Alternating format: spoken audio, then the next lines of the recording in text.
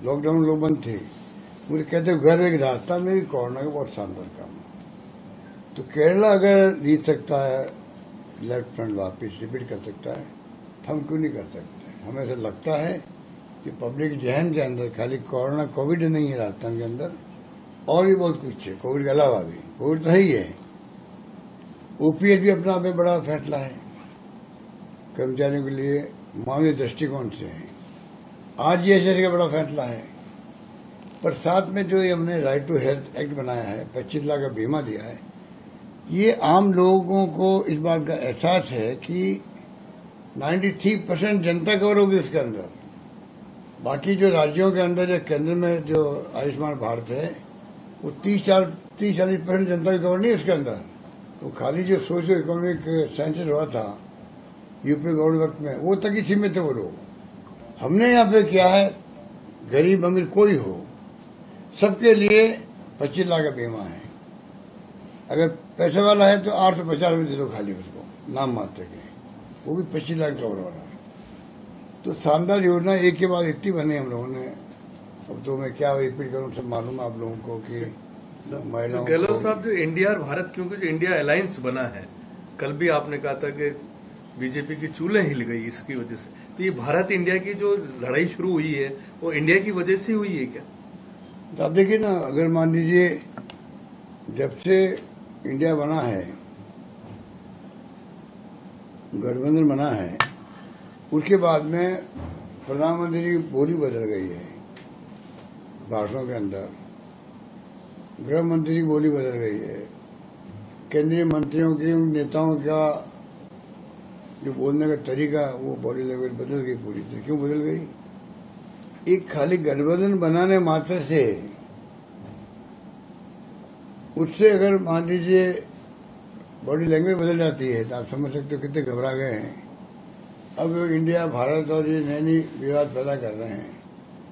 Parliament का अधिवेशन बुला लिया, कोई दिक्कत नहीं है।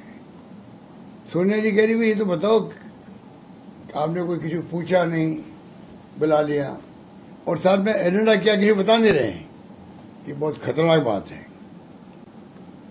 आप अगर ये बताएंगे नहीं कि एजेंडा क्या आपका, इसका मतलब आपकी मंशा क्या है। लोकतंत्र में सरकारी मंशा तो सामने आनी चाहिए, नहीं आनी चाहिए, बताइए नहीं आप लोगों ने अभी तक भी। ये अब जनता अफवाह फैला रही है कि 1 नेशन 1 इलेक्शन की बात करेंगे, या और कोई इनके दिमाग में एजेंडा है। तो ये पता नहीं इनका दिमाग में क्या है।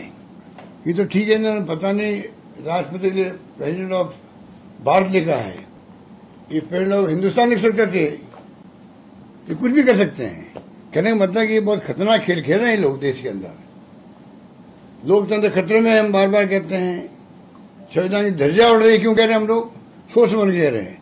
पूरे देश का बुद्धिजीवी, मेरा चैलेंज है इनको, पूरे देश के बुद्धिजीवी, पत्रकार, साहित्यकार, लेखक, अधिकांश लोग जो है वो चिंतित है देश के अंदर। आप अगर कुछ लिख दो, अपनी बात कह दो, तो आप देश थोड़ी हो जाता है। क्या हो रहा है देश के अंदर? ईडी, इनकम टैक्स, सीबीआई राज कर रही है, जुडिशरी में दबाव है। ऐसा खतरनाक खेल मैंने कभी नहीं देखा। 50 साल में राजनीति कर रहा हूं, ये स्थिति है। पूरा देश चिंतित है, सबको आगे आना पड़ेगा, कोई समुदाय हो, अगर देश को बचाना है तो, मेरा मानना है। सर, आपका इतना लंबा बड़ा अनुभव है सर, लोकतांत्रिक और विधायिका में आप इतने सालों से रह रहे हैं सर, ऐसा कभी जिस तरह से बार बार कहा जाता है कि कांग्रेस ने तानाशाही की, ऐसा उस समय भी कभी नहीं हुआ सर? जिस कभी नहीं हुआ भाई। इमरजेंसी लगी थी, इमरजेंसी एक कॉन्शियस फैसला हुआ था, सोच समझ के इंदिरा जी ने फैसला किया। चाहे राइट था या रॉन्ग था, पब्लिक अलग सोचती है, अलग बात है, अलग सोच सकते हैं, अधिकार उनका है, पर कम से कम अधिकार तो था उनको। तो ये इंदिरा गांधी जी ने फैसला गलत किया, मान लो, उनकी नजर में हरा दिया उन्होंने। जो फैसला किया इंदिरा जी खुद मान गई।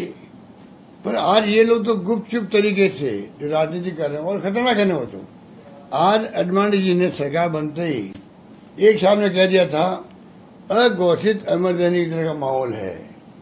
बाद में वो बिल्कुल बैक हो गया, अलग बात है, दबाव के अंदर, आरएसएस के दबाव में बैक हो गए अडवाणी साहब। उनका खुद का स्टेटमेंट जो आया था वो खतरनाक था, एक संकेत था, और वही आप 9 साल देख रहे हो। अडवाणी जी अनुभवी नेता है, जिंदगी भर उन्होंने बीजेपी और जनता को बनाया था, उन्होंने देख लिया क्या हो रहा देश के अंदर। ये तो इमरजेंसी की तरह का माहौल बन गया यहाँ पर। उन्होंने अपने विचार प्रकट किए, उनको रोक दिया गया। तो आप सोच सकते हो कि अडवाणी साहब ने जो कहा था वही 9 साल के अंदर देश भुगत रहा है, देख रहा है। चिंतित थे, उद्योगपति चिंतित थे, बोल नहीं रहा है। सर, आप उद्योगपतियों की बात कर रहे हो। कल सर आपने उद्योगपतियों से संवाद किया, 1.5 घंटे आप सब उद्योगपतियों के बीच में रहे सर। आप विजन 2023 की बात 30 की बात कर रहे हैं सर। आप ऐसा लगता है सर कि जिस तरह से एक नया माहौल तैयार हो रहा है, पहली बार ऐसा सीएम है जो कह रहा है मैं सीएम बनूं नहीं बनूं, हमारा प्रदेश पहले पायदान पर है। तो सर ये चीज तो शुरू हो गई, पर आम आदमी तक कैसे पहुंचे, ज्यादा से ज्यादा लोग कैसे आपके इस मिशन में शामिल हो, इसके लिए क्या धरातल पे अब सर? देखिए, इसमें पूरी प्लानिंग की है। चीफ सेक्रेटरी की अध्यक्षता में हम लोग कमेटी बना रहे हैं। बाकायदा स्कूल में बच्चों तक में डिबेट कंपटीशन, ऐसे कंपटीशन करवा रहे हैं।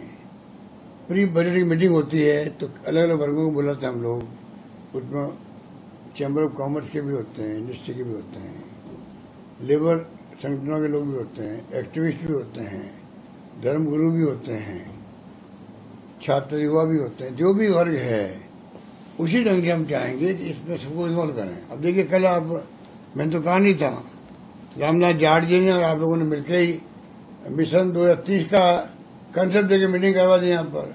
ये क्या सोच कर, ये अच्छा संकेत है। कल वाला भीलवाड़ा के अंदर जिस प्रकार से पहल करके आप लोगों ने, भीलवाड़ा मॉडल के बाद में दूसरा ही मॉडल बन रहा आपका।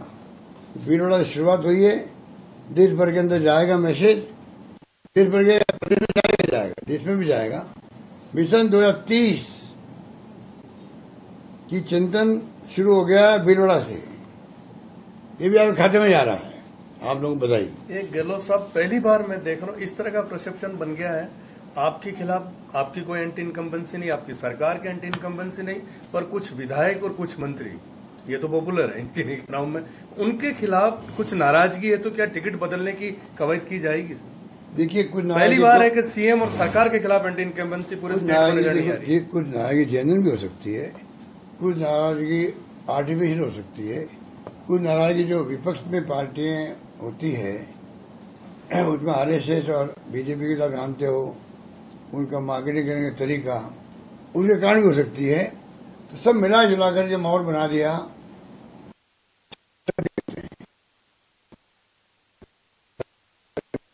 तो भीलवाड़ा से ये बड़ी खबर आपको बता रहे थे, जहां पर सीएम गहलोत मीडिया से मुखातिब हो रहे थे। तमाम मुद्दों पर उन्होंने बात की। उन्होंने कहा कि कोरोना काल में हमने शानदार काम किया है। साथ ही उन्होंने इंडिया और भारत को लेकर जो इतना राजनीतिक गलियारों में हलचल, उसको लेकर भी रिक्वेस्ट भी करिए। मंत्रीगणों का है पूरी तरह आप छा जाओ राजस्थान में, अपने क्षेत्रों के अंदर भी, जहाँ प्रभारी मंत्री वहां भी छा जाओ और ऐसा माहौल बनाओ कि वास्तव में सरकार ने क्या काम किया आप जनता को बताओ। अपना भी पर्सन खत्म हो जाएगा, हो गया है। जैसे हमने 20 जिले 50 जिले बनाए, 33 के 50 जिले बने नहीं, और उन क्षेत्रों में लोगों का वास्तव में यार काम तो हो रहा है। जिले तक बन के नहीं, हमारे तो आसानी होगी जाने में कामों के लिए। जिला प्रशासन में, पुलिस प्रशासन में, हर विभाग के अंदर आप अगर दूरियां कम होगी तो गुड गवर्नेंस होगी।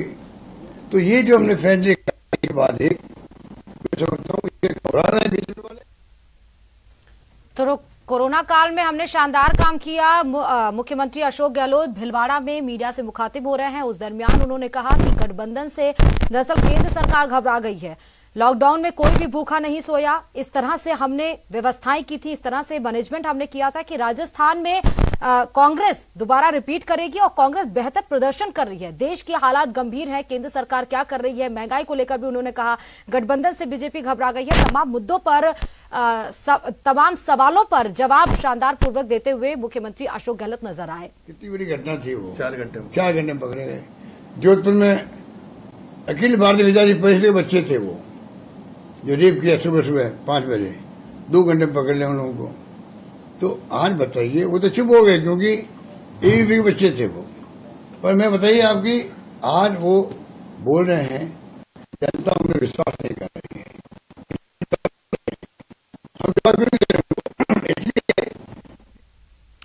तो सीएम गहलोत की बड़ी बातें आपको बता रहे हैं, जहां पर अभी वो बोलते हुए नजर आए कि जो केंद्र सरकार बोल रही है, राजस्थान की जनता या फिर यूं कहें कि पूरे देश की जनता उन पर विश्वास नहीं जता रही है। विश्वास हमारा है, जो हम कहते हैं वो हम करते हैं, लेकिन जो केंद्र सरकार के द्वारा किया जाता है, कहा जाता है, वो किया नहीं जाता। जमीनी हकीकत पे वो सारी बातें सच नहीं होती हैं।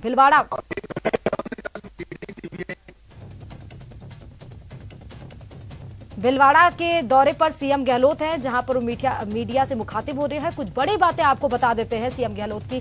कोरोना काल को लेकर उन्होंने बात की कि हमने शानदार प्रदर्शन किया है, कोई भी भूखा नहीं सोया, इस तरह से हमारा मैनेजमेंट था। उन्होंने इंडिया गठबंधन भारत पर भी तमाम बातें कही। उन्होंने कहा कि गठबंधन से दरअसल घबरा गए हैं लोग, इसीलिए इंडिया को हटाने की बात कही जा रही है। उन्होंने एंटी इनकम्बेंसी पर तमाम बातें कही कि इस तरह के माहौल नहीं है, हमारे जो लोग हैं वो हमारे साथ जुड़े हुए हैं, कोई भी एंटी इनकम्बेंसी नहीं है देखने को मिल रही है। वो सारी बातें जो बताई जा रही हैं वो झूठ है।